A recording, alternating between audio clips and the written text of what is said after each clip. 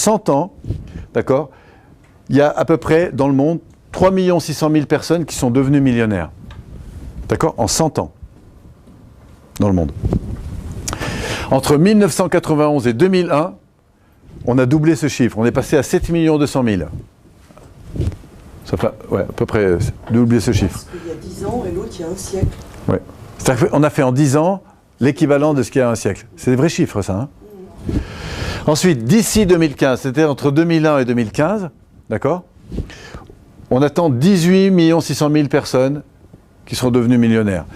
Et 85% de cette population le sera liée au marketing de réseau. Ça fait 40 ans que ça existe. Mais depuis ces 10 dernières années, ça a pris un essor considérable dans le monde. Le chiffre d'affaires qui est généré dans le monde par le marketing de réseau, c'est absolument colossal.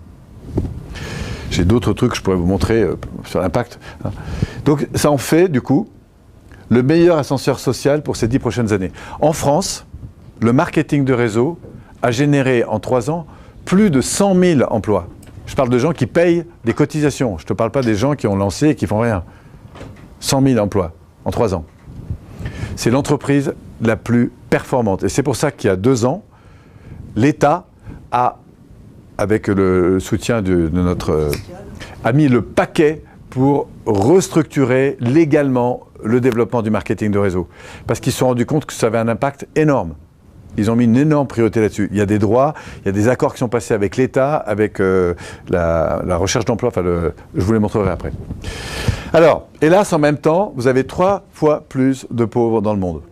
En même temps, l'écart s'oppose. Vous savez ce qui fait la différence?